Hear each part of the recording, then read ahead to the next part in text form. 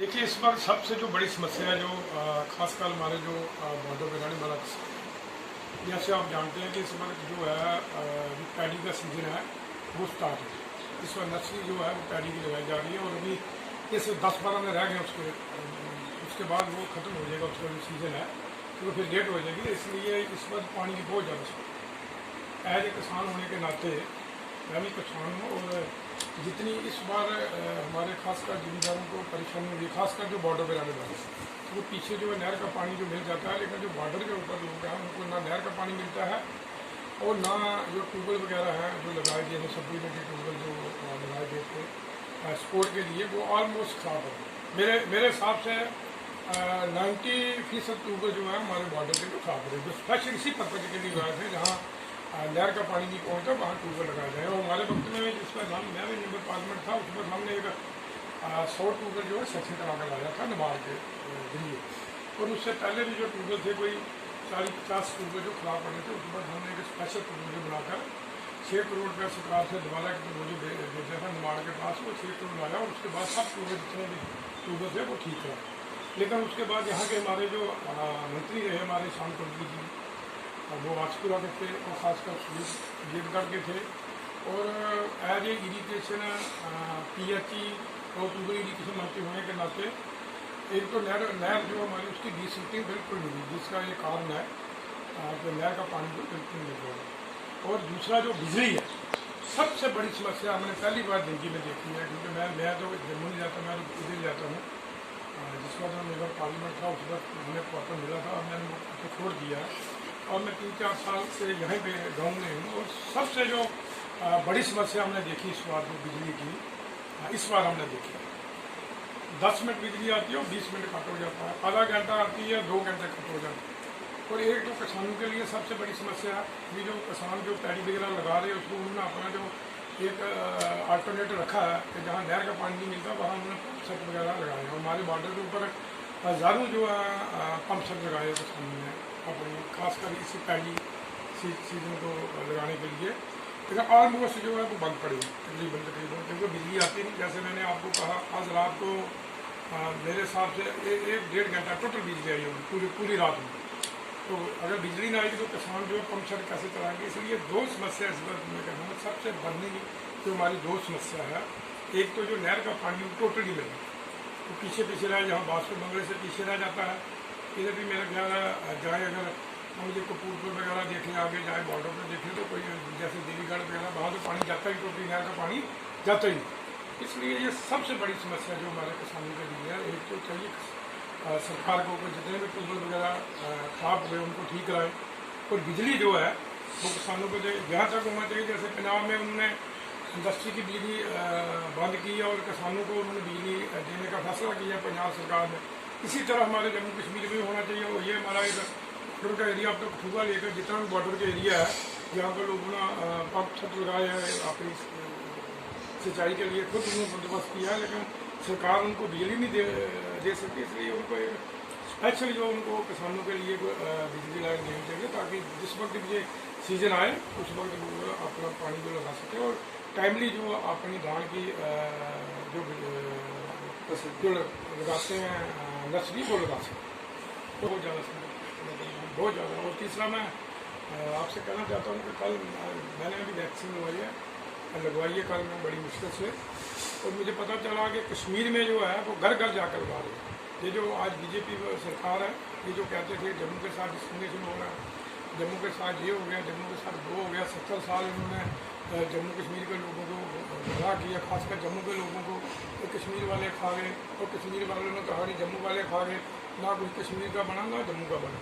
तो आज तो 6-7 साल से इनकी सरकार है, पहले PDP और BJP की सरकार थी।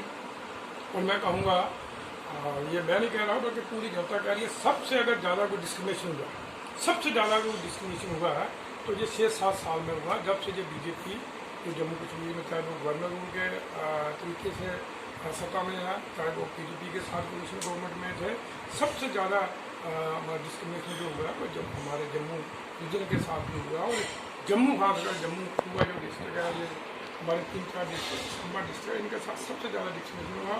और जो हमारा खासकर नौजवान है जो बेरोजगार है, मैं कहता हूँ सबसे ज़्यादा जो लोग हैं उनको जो नुकसान हुआ है। इस वक्त मुझे दिखाई नहीं देता कि कोई उनको एम्प्लॉयमेंट मिल सके। ये कहते थे 370 हमने आवाज़ किया है, FTA को उठाया है और अब जम्मू कश्मीर में विकास शुरू हो जाएगा। अभी हम जब पूछते हैं, हम जाकर लोगों को पूछते हैं, वो कहते हैं जी 3 साल हो गया, हम जो PMGSY का पैसा है जो मकान की डील को मिलता वो नहीं आया। यहाँ तक नरेगा था, उसका नाम मनरेगा रखा है, तो उनको 3-3 साल से उनको पैसे नहीं आया। आज सारे जितने भी जो डेलीगेट्स होते हैं, जो पेंशनर जो नीचे सतह पर काम कराते हैं, चाहे वो पंचायत समिति होती है वो काम कराते हैं, उनका पैसा सारे का सारा जो बर्बाद पड़ा है।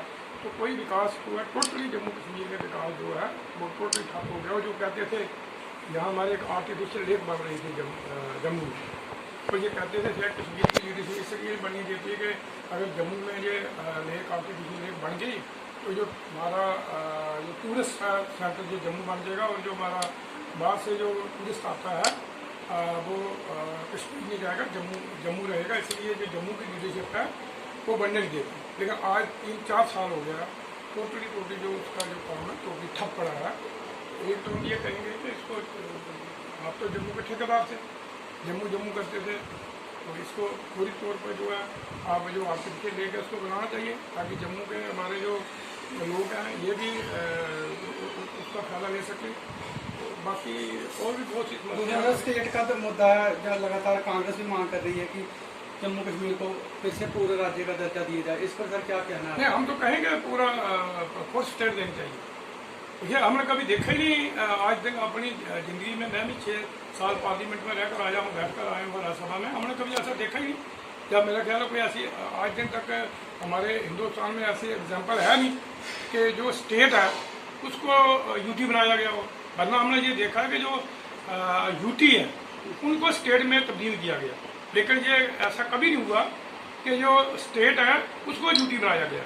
और फिर उसका होता है कि जो छोटी स्टेट होती है जिसकी बड़ी कम जनसंख्या होती है और जिसका रकबा बहुत कम होता है। हमारी जो स्टेट है जम्मू कश्मीर, इस एरिया तो पूरे हिंदुस्तान में 4-5वें स्थान पर आती है रकबे के लिहाज से। इतना बड़ा रकबा हमारे जम्मू कश्मीर का, और इसको उन्होंने यूटी में तब्दील कर दिया। ये तो बच्चा कह रहे हैं, यहाँ तक बीजेपी वाले ज़्यादा इससे परेशान है कि ये इसको स्टेट का दर्जा मिलना चाहिए। ये तो हम और फुल स्टेट मिलनी चाहिए, ऐसी नहीं जैसे लंगड़ी स्टेट मिले, जैसे दिल्ली में है हमारा LG कुछ कहता है और वहाँ का जो मुख्यमंत्री है वो कुछ कहता है। आज भी मैं देख रहा था वहाँ कोई जो किसानों के ऊपर केस वगैरह है वो कहते हैं कि हमारे वकील होने चाहिए, वो कह रहा हमारा वकील होना चाहिए। तो इस किस्म की स्टेट नहीं होनी चाहिए, कोई बड़ा स्टेट जो है वो होनी चाहिए। और हर जितनी भी हमारे जम्मू कश्मीर की जितनी भी पार्टी या अपोजिशन है वो सारी यही डिमांड कर रही है कि सबसे पहले उनको जो स्टेट का स्टेटस जो है उसको देना चाहिए, फुल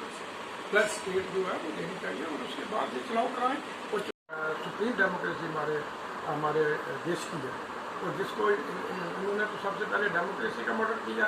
आज हमें कहीं दिखाई नहीं देती हमारे हिंदुस्तान में कहाँ डेमोक्रेसी है। अभी जो किसानों का इन्होंने बिल पास किया पार्लियामेंट में, जिसमें राज्यसभा में बिल गया तो बिना किसी वोटिंग के इन्होंने जो बिल पास कर दिया, कहाँ गई हमारी डेमोक्रेसी। और इसीलिए किसान जो है वो संघर्ष कर रहे हैं, आंदोलन कर रहे हैं। तो जो इन्होंने बिल जो लाए, इन्होंने जो कार्य कानून लाए, ये एक अनकॉन्स्टिट्यूशनल एंड अनडेमोक्रेटिक तरीके से जो है और एक तानाशाही तरीके से जो है उन्होंने हाउस में जो पास की है, जो कभी हमने ऐसा नहीं देखा। जब भी कोई मेंबर 2-4 पार्टी जो जब कहती है डिवीजन होनी चाहिए, और डिवीजन के बाद वोटिंग होती है, इन्होंने ना डिवीजन कराई ना वोटिंग कराई, और बाद से इन्होंने ज़बरदस्ती उसको पास कर दिया। और यही कारण है कि किसान जो है बैठा हुआ है 7-8 महीने से किसान जो है बैठा हुआ है।